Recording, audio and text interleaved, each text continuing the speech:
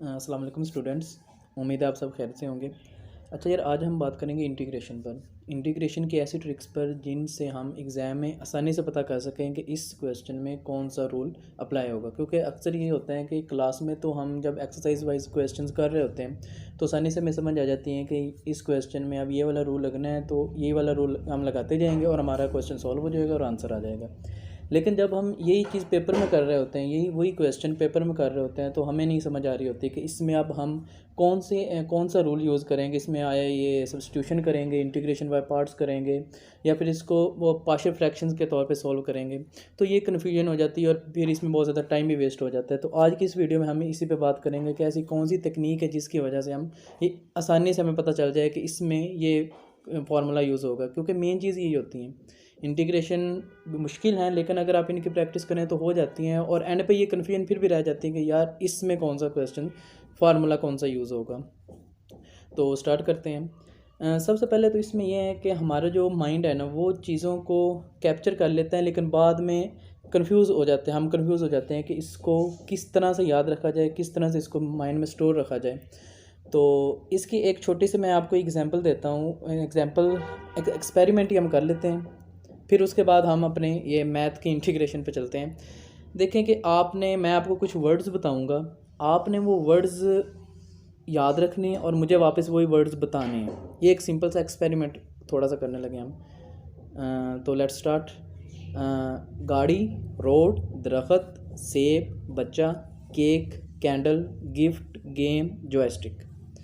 अब अगर मैं आपसे कहूँ कि जो मैंने ये वर्ड्स बोले हैं आप ये मुझे दोबारा याद करवाएं, दोबारा मुझे ये बोल के दिखाएं, तो फिर आप इसमें से मैक्सिमम जो मैंने 10-11 बोले हैं, आप इसमें से मैक्सिमम 5 या 6 मुझे बता देंगे, लेकिन बाकी नहीं। बाकी आप माइंड जो था वो आपके माइंड से निकल गए होने हैं।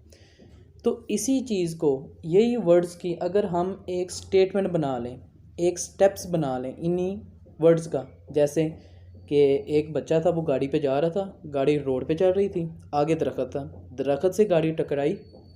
अब 3 वर्ड्स इसमें आ गए, गाड़ी, रोड और दरख्त। दरख्त सेब का था, सेब नीचे गिर गया, चौथा वर्ड सेब, वो भी आ गया। अब आगे बच्चे ने वो सेब उठाए, 5वां वर्ड बच्चा, वो भी आ गया।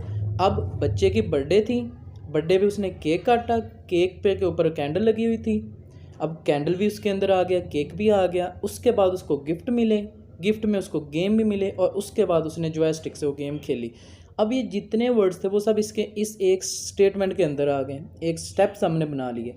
अब अगर मैं यही गेम अगर मैं दोबारा आपको कहूँ कि मैंने कौन से वर्ड यूज़ किए हैं, तो आप मुझे अब आसानी से बता सकते हैं कि कौन कौन से वर्ड्स थे जो अब आपके माइंड में वो चीज़ सेव हो गई। यही चीज़ मैं आपको समझाने लगा हूँ कि हमें पता तो है कि इंटीग्रेशन के कौन कौन से स्टेप्स हैं, लेकिन हमें पेपर के दिन भूल जाएंगे कि हमने किस क्वेश्चन में कौन सा स्टेप यूज़ करना है, कौन सा फार्मूला यूज़ करना है। तो अगर इन सब फार्मूलाज़ को हम एक स्टेप्स वाइज, एक कहानी वाइज जोड़ लें, तो फिर हमें इसके मैक्सिमम चांसेस हैं कि हमें ये इंटीग्रेशन एंड तक याद रहे। तो इसमें सबसे पहले देखें कि इंटीग्रेशन में होता क्या है। सबसे पहले तो एक रूल है, पावर रूल, कि अगर पावर के अंदर वाले का साथ डेरिवेटिव मौजूद है तो हम पावर के अंदर वाले का डेरिवेटिव, अगर पावर के अंदर वाले का डेरिवेटिव मौजूद है तो हम उसकी पावर में 1 ऐड कर देते हैं और एडेड पावर से डिवाइड कर देते हैं। इसको लेट्स सपोज हम कह देते हैं किंग रूल। और नेक्स्ट है हमारे पास क्वीन रूल। क्वीन रूल क्या होता है कि अगर नीचे वाले का डेरिवेटिव ऊपर मौजूद है तो नीचे वाले का नेचुरल लॉ। अब ये 2 रूल बेसिक है। पेपर में जब भी कोई भी एक क्वेश्चन आ जाता है तो आपने सबसे पहले क्या देखना है कि इस पे किंग रूल अप्लाई हो रहा है या नहीं हो रहा। अगर तो नहीं हो रहा तो आपने नेक्स्ट चले जाना है क्वीन रूल पे।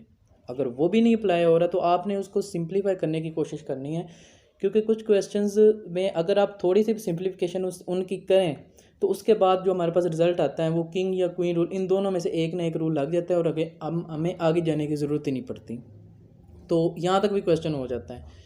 लेकिन एक क्वेश्चन है वो ना किंग रूल से हो रहे हैं ना क्वीन रूल से हो रहे हैं। अब हमने क्या करना है, अब हम चले जाएंगे नेक्स्ट अपने मेथड पे। वो कौन सा है? सब्स्टिट्यूशन का मेथड। अब एक चीज़ इधर याद रखिएगा कि सब्स्टिट्यूशन का मेथड हम किधर यूज़ करते हैं। तो इसमें यह है कि अगर किसी भी क्वेश्चन में एक टर्म हो और उस टर्म का साथ डेरिवेटिव भी उसी क्वेश्चन में मौजूद हो, एक टर्म है उसका साथ ही उसका डेरिवेटिव मौजूद है, तो हम क्या करेंगे, हम इधर सब्स्टिट्यूशन का मेथड यूज़ करेंगे। ये अपने माइंड में आप बात बिठा लें कि सब्सटीट्यूशन कहाँ यूज़ होनी है, वहाँ यूज़ होगी जहाँ दो टर्म्स हों, एक टर्म्स दूसरी का डेरिवेटिव हो, ठीक है, तो वहाँ पर हम सब्सटीट्यूशन यूज़ करेंगे। अब सब्सटीट्यूशन और भी बहुत से क्वेश्चंस हैं जिसमें सब्सटीट्यूशन यूज़ होती हैं, लेकिन वो और चीज़ है। देखिए सब्सटीट्यूशन एक बहुत ही एक लंबा चौड़ा टॉपिक है, इस पर इंशाल्लाह बाद में हम एक और वीडियो बनाएंगे जिसमें इसमें जितने भी सब्सटीट्यूशंस हैं सेकंड ईयर में उन सब पे हम एक वो इसी तरह की एक स्टेटमेंट बनाएंगे, उसमें ये सारी क्लियर हो जाएंगी हमें। तो इसके बाद नेक्स्ट चलते हैं। फिलहाल आपने बस ये याद रखना है कि जिधर एक टर्म हो और उसका साथ डेरिवेटिव मौजूद हो तो उसकी हम उधर हम सब्सटीट्यूशन अप्लाई करेंगे, और किस पे अप्लाई करेंगे, जिसका डेरिवेटिव साथ मौजूद है वो उस फंक्शन का हम उस फंक्शन में सब्सटीट्यूशन ऐड कर लेंगे। खैर इसकी पे हम फिर डिटेल में बात करेंगे। अच्छा, तो नेक्स्ट है हमारे पास, अगर अब एक क्वेश्चन है वो ना किंग रूल से हुआ है ना क्वीन रूल से हुए हैं, तो नेक्स्ट आ जाते हैं हमारे पास सब्सटीट्यूशन मेथड, उससे भी नहीं हुआ। उसके बाद हमने क्या देखना है, उस क्वेश्चन को हमने इंटीग्रेशन बाय पार्ट से करना है।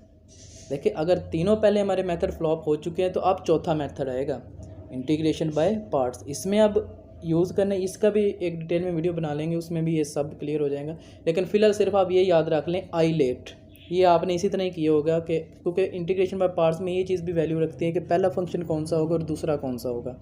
तो जब आप आईलेट के हवाले से करेंगे फिर आपको आसानी रहेगी। आईलेट में क्या होगा कि पहला फंक्शन आई से मीन्स के इन्वर्स, एल से नेचुरल लोगारिथम, ये जो लोगारिथमिक वाले होते हैं, ए से अलजेब्रिक, टी से ट्रिग्नोमेट्रिक और ई से एक्सपोनेंशियल वाले। इस तरह इस फॉर्म में आपने इस क्वेश्चन को रखना होता है, फिर आपके क्वेश्चन आसानी से यूज़ हो जाएंगे, सॉल्व हो जाएंगे।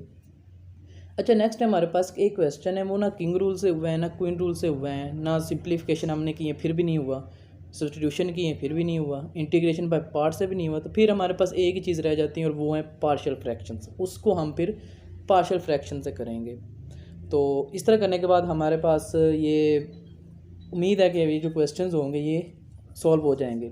तो अब हम ये कुछ क्वेश्चंस हैं, कुछ हमारे पास इधर एक एक्सपेरिमेंट के तौर पे कि हमें कितनी समझ आ गई। तो ये 5 क्वेश्चन, इसमें आपने काइंडली ये बताना है कि कौन से क्वेश्चन में ज़हन में सोचनी है कि कौन से क्वेश्चन में कौन सी तकनीक यूज़ होगी। तो आपने ज़हन में वही स्टेप सारे बनाए रखने हैं कि सबसे पहले किंग रूल, कि अगर पावर के अंदर रूल के साथ डेरिवेटिव मौजूद है तो पावर में 1 ऐड, एडेड पावर से डिवाइड।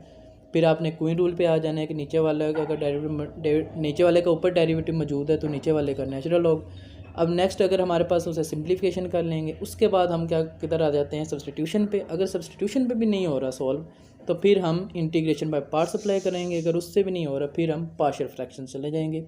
तो ये स्टेप आपने फ़िलहाल अपने माइंड में बिठाने हैं। इसके बाद इंशाल्लाह ताला जो नेक्स्ट वीडियोस होंगी वो इंशाल्लाह ताला इसके भी नेक्स्ट ट्रिक यानी जिसके में ट्रिक्स होंगी उस तरह करके हम वीडियोस बनाएंगे ताकि आपको एग्ज़ाम में आसानी रहे। तो तब तक के लिए अल्लाह हाफिज़, मिलते हैं नेक्स्ट वीडियो में।